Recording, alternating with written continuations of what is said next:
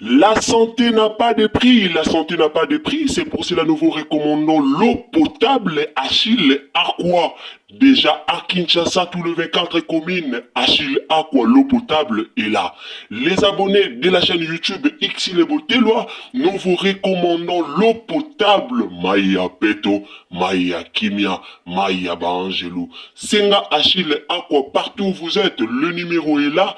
Écrivez-nous, appelez-nous, contactez-nous, nous sommes là. Et la livraison à domicile, ça s'est fait avec beaucoup de sécurité. Achille Aqua, Maya Kimia, Yapeto. Sikopona ko scandaliser te pona za tai kitoko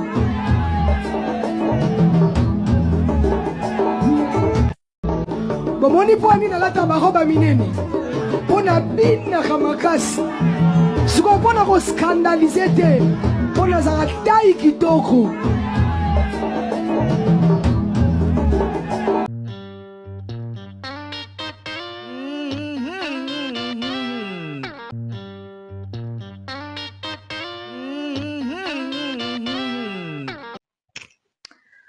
Salut, bonjour la famille, mbote bandeko bolandaka ici Botelwa TV. Bonjour, bonsoir, yango vraiment boyebi et dépendaka na ero kolanda biso. Donc na ero kolanda ici Botelwa TV, yondo koyeba okozwa bonjour, tope okozwa bonsoir. Bande onanga naza mposa botagelenga femme Tamar s'il vous plaît, sur eza na mutu. Oh vraiment aux approches tope oyebi vraiment femme Tamar très bien. Naza na posa bo partager lenga vidéo oyo na femme Tamar. S'il vous plaît bo sunganga, bo partager lenga vidéo oyo ekoma epa ya mama na biso femme Tamar po yende tozolobila awa. Na pesi bino mbote na kombo na Yesu, mbote na bandeko tu o bolanda Ici Botelwa TV. Car ande boyebi a tulubaka bonjour bonsoir yango vraiment et dépendara na ero kolanda biso. Bonjour, bonsoir, yango dépendara na ero kolanda biso donc na ero kolanda Ici Botelwa TV yondo koyebo kozwa bonjour tope okozwa na yo bonsoir. Bandeko, pourquoi toye kolobela likamba femme Tamar? En tout cas, makambo eza ebele ya kolobela. Makambo eza vraiment tellement ebele ya kolobela yango na préféré botagelenga femme Tamar s'il vous plaît B52 la mignonne.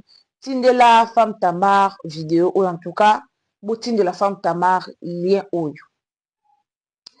Bandeko bonane na bino nyonso bonane de partout au bozali bandeko bo soutenir biso na ba partage bandeko bo soutenir biso vraiment na ba abonnement na ba j'aime nzamba lola pambola bino boza tellement ebele au bolingara ya bino Ici Botelwa TV boza tellement ebele au bo soutenir vraiment ya bino Ici Botelwa TV alors bandeko nanga nzamba lola a pambola bino esika nyonso bozali. Si c'est la première fois que okoti na chaîne na biso a tulubara toujours abonnez-vous, commentez, likez. Et quand vous abonnez, n'oubliez pas d'activer la cloche des notifications. Bande kotobetaka vraiment c'était pour la cloche de notification parce que ceux qui ont activé la cloche de notification et au pesayo assez tant que kotia lisusu ba vidéo na biso prochainement okozala notifier okozala notification esika nyonso okozala. Yango bomoni tobetaka vraiment c'était il faut activer la cloche des notifications. Alors ndeko koti tango activer cloche de notification s'il vous plaît la famille meka ko partager biso na bandeko nyonso donc partager na Facebook, partager na WhatsApp et puis partager na Messenger. La famille mokili eza mabe. Tant tolobaka mokili eza mabe, mokili vraiment eza mabe. Lelo nazomona na TikTok surtout bamakambo ebimi ebele mpona Femme Tamar. Nalobela na bandeko bozalaka o bokotaka okoti olandi histoire te directement oye kotia na ba commentaire. Tona posa ba commentaire ya bato mitu esala. Tona posa ba commentaire ya bato bayebi ko réfléchir. Tona posa ya ba commentaire ya bazoba te. Tona posa ya ba commentaire ya bazoba te o bakotaka akoti alandi te bolobela nini, ayebi te bolobela nini directement akoti po afinga. S'il vous plaît la famille, zo bazalaka te. Na Ursule Botelwa TV zo bazalaka te, alors toza na posa ya commentaire ya bazoba te. Toye kosala analyse lokola bana nzambe. Toye kolobela likambo Femme Tamar lokola bana nzambe. Yango bomoni déjà ne bandeli nanga na isa bino botagelenga Femme Tamar po ya koloba eza vraiment ebele. Bandeko, élévation ezaka facilité. Femme Tamar, élévation eza facilité. Na moni esika moko na page moko na TikTok bazo koma trop pona koluka ko salir réputation ya Femme Tamar. Pona nga na omona ngo eloko asika te parce que message oyo ebima depuis longtemps. Depuis longtemps message ebima ke Femme Tamar batu bakoluka ko salir réputation na ye, batu bakoluka ko humilier ye na ba façon tout. Eza message moko oyo ebima ki déjà avant kuta za la consacrer. Avant ba consacrer comme pasteur, eza na ba message ici ebimaki. Bandeko na lobela dévolé. Bo monde na ko lobela likaba Femme Tamar. En tout cas so koti zala penza kimia ko bimate zala wana tina suka zo pena kiti vanda. To sala analyse ya batamayele nanga na yo. Tozwi makambo yo na yebite soki bokokoka kotanga ngo na musika na yebite.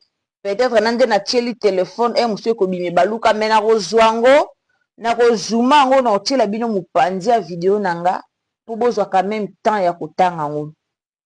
Bakomi nini? Jimmy Kalamatin wana za kombo ya mobali ya Femme Tamar. Nabila Jael alias Tamar wana za kombo ya mama na biso Tamar Bila Jael. Botika kokosa corps du Christ. Yebisa papa atika kokende komela diamba. Bolanda. Bakomi atika kokende komela na référence rond-point Luputa.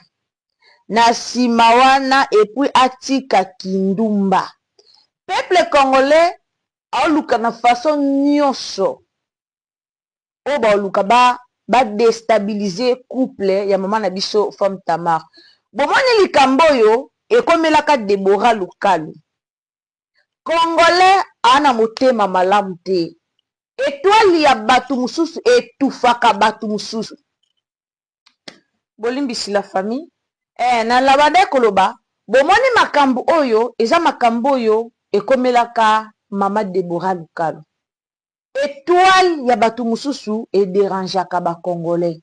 Congolais ana niveau mutema mabe bokoki ko imaginer te. Femme Tamar. Naya nalobela na mama Tamar mukie. Mama, oza na don nzamba pesi. Pour moi, ba message ebandi ko bima pona mobali na yo. Tope pona yo moko. Batu de pasteur moko alobaka na déjà likambo na ebite soki oko se rappeler. Eza na pasteur moko a prophétisera pona yo. Ayebisaka o déjà ke étoile na yo batu ba oluka ko menacer yango. Mutu nyonso soka bandi ministère na ye. Soki asangisi yango kaka na réseaux sociaux. Diable atelemaka.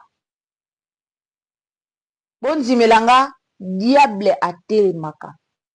Femme Tamar opambolaka biso na ba video na ba video na yo. Femme Tamar opambolaka biso na mateya. opambolaka biso na banzembo na jardin botanique opambolaka ebele nga naza na Congo te mais chaque fois bokotaka nini live nazalaka depuis ebandeli tisuka pour la gloire du Seigneur à travers ba prédication na yo bato ebele babongola motema à travers ba prédication na yo bato ebele batika mamba ko poster sur les réseaux sociaux. Personnellement nga so natika ko poster ba photo na nga ya bana ya libala ya mobali na réseaux sociaux ezala na mateya moko uta koteya oyo lobaka ke mutu nyonso tosepa na lipamboli na ye mateya wana ekotanga oteyaka bien wana don oyo nzambe apesi yo conseil na kopesa femme Tamar bima na réseaux sociaux na bafutilité vanda na réseaux sociaux beaucoup plus na mateya vanda na réseaux sociaux beaucoup plus na balive inosalaka ya jardin dedans vanda na réseaux sociaux beaucoup plus na balive inosalaka ya prière femme Tamar bima na bémission mama tolinga yo mingi twana posa te lobi baluka bacreye eloko moko batia na internet oyo esala soni tolingi te likambo ekomela Deborah Lukalu twana posa te komela yo peuple congolais motema mabe orke luka crée ti omona bayo obimisa eloko moko oyo peut-être eluka ekitisa ministère na yo. S'il vous plaît, maman. S'il vous plaît. Pour l'amour de Dieu. Femme Tamar, to bondeli yo. Bima na réseaux sociaux na makambu mususu. To lingi yo mingi. To lingi yo mingi, mama Tamar, to lingara yo. Mais peuple congolais ana motema mabe. Ena lisanga batu mususu bavandika po baluka ko déstabiliser yo. Ena lisanga batu mususu bavandika po baluka ko kitisa yo. Likamba Deborah Lukalu ezalaka boye. Peuple congolais tanga mona ko mona Deborah Lukalu na réseaux sociaux Deborah Lukalu azaki kaka mon mari azonga boye mon mari asala boye a poster congolais aluka ki a déstabiliser ye si congolais aya ko salango mama Tamar tolinga yo soto yo lobelango te eza mabe tolinga te siko lobi kuna likambo ya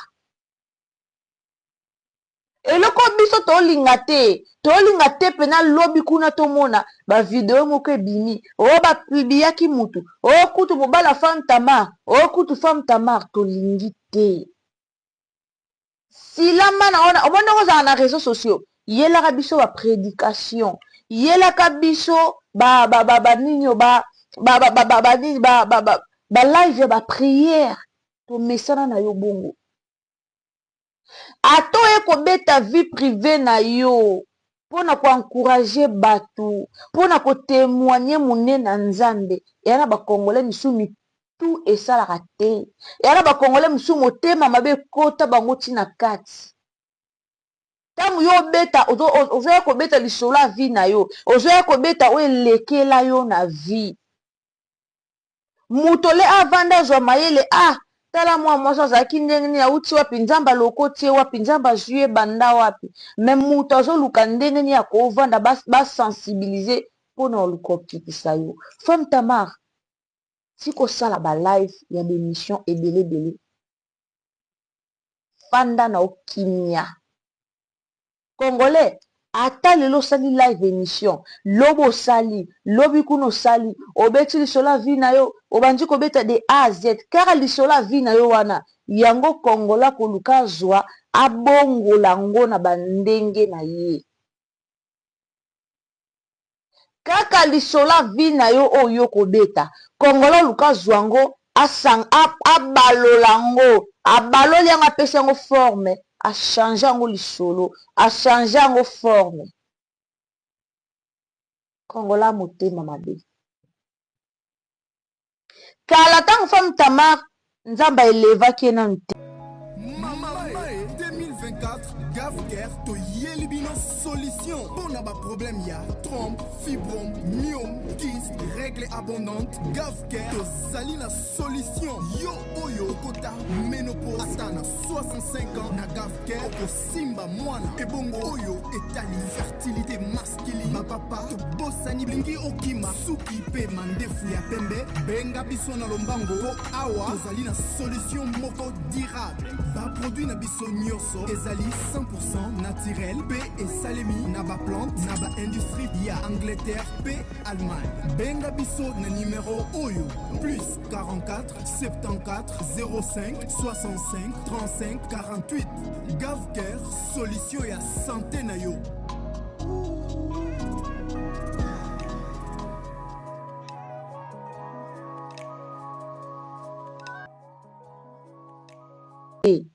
Babiloko ezaki te. Femme tama tanga zaki na kaka na baveye na ye na bangomba azoluka eloko peuple congolais yebaka te. Bomoni nzambe otolukaka na kuku apambolaka na poasa. Mwasa na banda omata ba jeune abanda osala ba jeune abanda omata ba mangenge lelo ta banda okeba luzizi la na kale ezuye temps po nzamba ya kotombola ye ndenge akomi boye namoni ba video moko esirkule aosambela mama moko ya longoli ba bijou apesi ye ezuye temps eza mpona baventure te. Mais lelo peuple congolais bozwi obimisa kindumba ya mobali na yo. Le passé ne revient jamais. Soki ezalaki seke ezalaki na le passé etikali na le passé. Tozaka motema malamu bandeko na nga. Lelo tokoma ko bapase ya bato tokoma kokanga ngo bato na nzoto bozoditama bato bapase na bango na nzoto. Mutu soka bongoli motema, mutu soka yambi nzambe, mutu soka akomi asokola mikati na nkolo yebake masumu na nyonso ya kala elimbisami. Toza na tante ya kotangelaka bato lisusu bapase po le passé ne revient jamais. Toza na temps wana te. Mutu aye ko publier aye ko koma makambo nyonso na ba TikTok aye ko publier lisolo po na femme tama. Boke na page ya Einda kaka. Eza page ni Einda. Bozana laksa bino. Po bino bozara temba atatoloba mamba malamu boya kaka kofinga. Boko yaka na commentaire bobandi kofinga. Page yango na page ya Einda kaka. Bomoni yango? Yango. Na page ya Einda kaka yango. Femme tama yo na si. Boke na page ya Einda kaka. Botanga makambo ekoma makuna eza na TikTok. Toza mitema malamu tolukaka te kodemere na motema mabe. Mwasi azobuka mbuma losambo na ye azobuka mbuma bajene na ye abuka mbuma losambo ayembango ye moko nabika mbuma losambo nanga nabika mbuma azobika mbuma losambo ne azobuka ba fruit alonaki bomoni femme tamar alona ekomi temps ya obuka ale bata misala mabe boli bobima botia botelemisa baminduki bobima bobanda kolobela ye boli bobima boluka bocreye eloko mo mpona mobali na ye. Alors femme tamar zala prudente. Mama tika nokoya kolobela bavi na yo. Mama tika nokoleka na baémission ebele oyo komosala. Peuple congolais lingani bongo te. Motema mabe oyo eza na bakongolais bandoki tolingaka bongo te.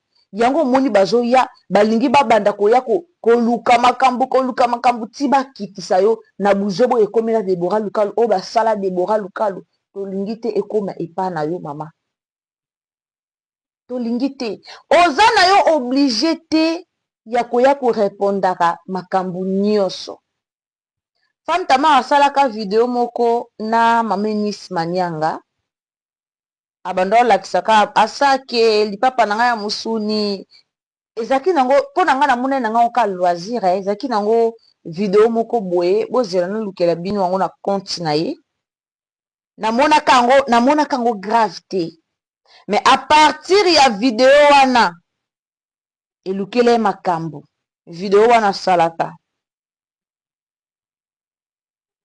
kaka video wana elukele kaka video wana nde eyekolamusa nyonso oyo zana luka yango soki na omona yango voilà video yango yango oyo bolanda yango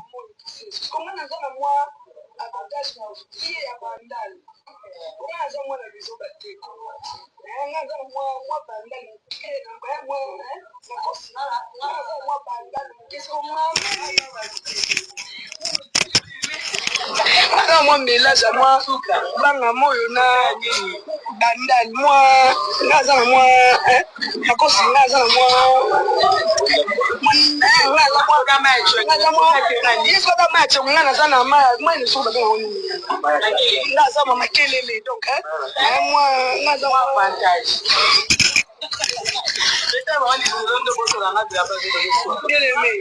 surtout qu'il y a une boutique, magasin, soit celui on a pas pour les oh, t'es manière à changer. Robot, c'est bon. Mais je vois non, changer.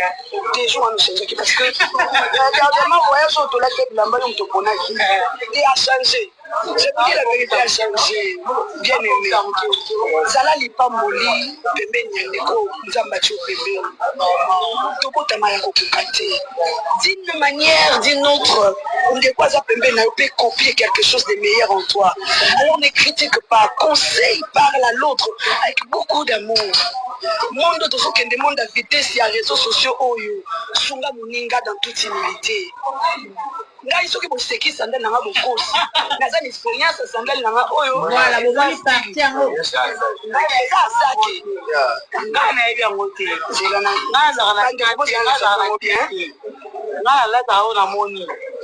Kapoza bandami ngai oyo ezipaka nzoto nde nalataka bandeko nasi bomoni boyoki mpe bomoni video oyo natieli bino problème ebimaki wapi kaka ntango femme Tamar alobi oyo eza bandal ntango alobaki ke nakola na bandal tandis ke bato bayebi ke femme Tamar abetaka mingi lisolo ya kisenso. Femme Tamar avanda na kisensu 2 ans. 2 ans. 2 ans ya pamba. Après ya kozonga bandal. Mais kaka parti wana nde créele o ekomi lelo na réseaux sociaux. Kaka likambu wana nde bomoni lelo ebotela mama femme Tamar ba problème. Nde bomoni lelo ebotela ye ba makambo ebele. Nde bomoni lelo elukela ye ba makambo ebele. Ba live na yazo kotaka nyonso ya encourager bato. Na ndenga ya kokota live po aya ko défendre bato balobaki na video oyo. Video oyo na tieli bio na sisi yango kutu tina suka te video oyo. Video oyo banda olakisa sapato asake asalaki yango na nde mwa baventure. Mais tango batu bafingi, tango batu balobi ebele femme Tamar ayaki ko expliquer pourquoi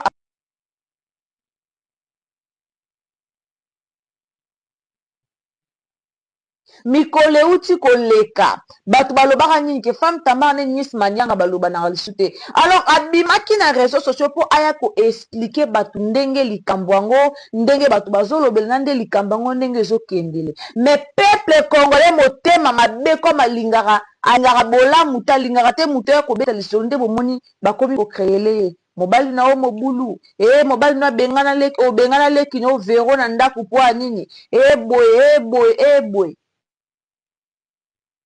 botika mwana mwasi ya bato toza na saison na ye abika mbuma losambo na ye botika asalela saison na ye bino baba mama mikolo ba papa mikolo o bovande ya TikTok tongo tipokwa mutu na mutu ana passé na ye mutu na mutu ana lisolo na ye ya kobeta mutu moko apekisi biso nyonso to bandoselela nzambe aza te so omoni étoile na ye ezoko etufe yo mama simba bible matama ngenge koma lokwa ezwa mikro banda koyemba botika mo botikaka eza kitoko te totika mwa mwasa bato aosalela nzambe azala mabe azala muta masumu azala soki ndenge nini bible yango moko tozoloba ne juge point to juge basala nzambe te bafoto na ye ntango bapakolaka ye mafuta toyaka te ka ntango akomokende po tokwenda vutuka nde boliboya eza kitoko te.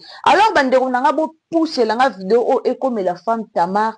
Conseil nange eza mama Tamar soko kosilama na réseaux sociaux ezala mpona baveye banini bamontagne ya prière oyo osalelaka biso ezala mpona baprière apokwa ezala mpona balive akobondela kokende lisusu na baémission ya bato te oke kobetaka bavi na yo oke kolobaka peuple congolais azotraduire yango na ndenge na ye obeteli biso da bahistoire vi na yo ebele ekoki epesi biso misu mayele soki bazoba bazozwa mayele te biso misusu bata mayele epesi biso mayele. Alors ce n'est pas le moment ya koya na internet mpona obetaka lisusu bahistoire ya vi na yo mpo ezopesa bato ebele kanda. Alors zala concentré zala focalisé na mosala oyo nzambe atindi yo oya kosala olakisa biso perike olakisa biso lipapa olakisa biso soki nini toza na besoin nango te. Peuple congolais azomata motema mabe mpo na yo toboyi lobi baya kopiblie mobali na yo balukela ye batindele demo moko boye mpo ka baya kopiblie mpo réseau sociaux eza na makambo ebele. Alors tolingi yango te mama soki oza na suki na yo ya sika otie olati elamba na yo ya sika otie me koya nango teke na réseau sociaux bomonaki boye po peuple congolais tosalisi ye baventure ayebaka ni baventure te na bandi nyonso nazalaki nango ya koloba yango wana. En tout cas mama Tamar protéger foyer na yo bakisa lisusu mata na mozindo lisusu ya prière ndenge okomi kote ya ntina babostra yebake bandoki baosepela te mingi kaka na ka na bino na bagénération na bino ya bamiziki mingi na ka na bino ya bapaster surtout bapaster ya Congo toyebi baziziki ya mbi bantimaka ntima ngai yeko bakongo baloba mitema ya mabe bankanga ntima baza ebele na bapaster ya mboka na biso mitema mabe ya bakongolais ya mingi na basala nzambe eza kitoko te. Alors mama Tamar nzambe ntango azokoeleve yo nzambe ntango azokomatisa yo mata na vie de prière mata na charisme mata na nyonso eoza malamu mingi. Merci na babone tu oyo bolingaka ya bino Ursule Botelo ya TV nzambe alola pambola bino esika nyonso bozali bameilleur ve na nga na bato nyonso vraiment oyo bolandaka biso. Bonne année à tous les abonnés de Ursule Botelo ya TV. Partagez biso partagez vraiment na Facebook partagez na WhatsApp partagez na Messenger mais quand partagez partout nzambe bomo nzambe alola oyo tosambelaka ako pambola yo. Aimez vidéo et aux amalamu mingi ndeko misana kofinga tokota 2025 yo mtozalaka na bizela okomante kofinga na se tokota 2025 bongola pe motema et aux amalamu tukutani à la prochaine occasion. Bisous.